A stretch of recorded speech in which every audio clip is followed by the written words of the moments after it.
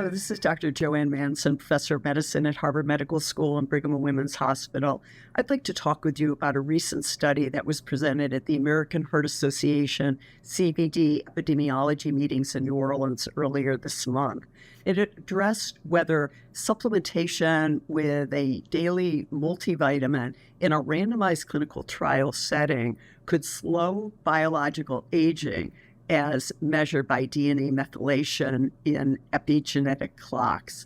As you know, there are very few interventions that have been tested in randomized trials for slowing biological aging. And we know that many people do have deficiencies in one or more micronutrients, and that healthy nutrition is very important for optimal health and for the prevention of chronic diseases of aging. Multivitamins in prior randomized trials have shown benefits for reducing risks of several chronic diseases. One of them is total invasive cancer, which was reduced in the Physicians' Health Study 2, and also in a meta-analysis of 4 randomized trials of multivitamins included by U.S. Preventive Services Task Force in their meta-analysis from 3 years ago.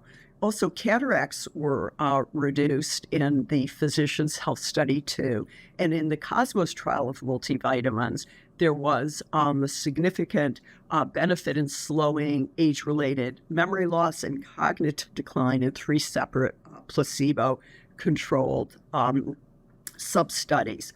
Now, it made sense to look at whether a slowing of biological aging could be contributing or a mechanism for this reduction in chronic diseases seen in several of these randomized trials. Now, the Cosmos trial included men and women who were older adults, all were age 60 or above, and in this study, the average age was 70.2. I'd like to acknowledge that I'm a co-investigator on this study.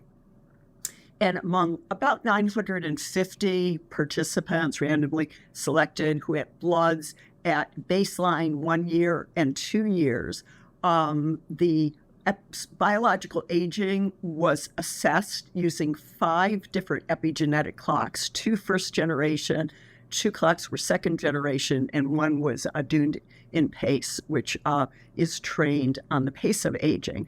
And in all 5 epigenetic clocks, there was a signal for slower aging in the multivitamin compared with the placebo arm.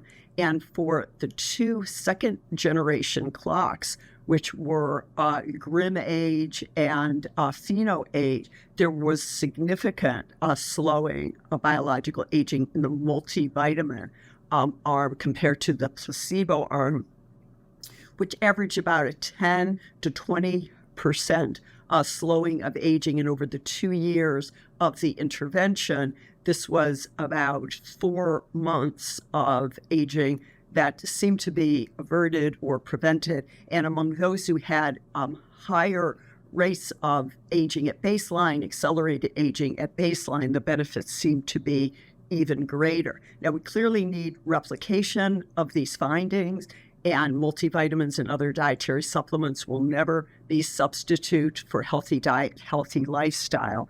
But these findings are promising and suggest that guidelines committees may want to look at results of randomized trials of multivitamins and these mechanistic studies and decide whether recommendations should be made for the use of multivitamins as a complement to healthy diet, healthy lifestyle in prevention of chronic diseases of aging. Thanks so much for your attention. This is JoAnn Manson.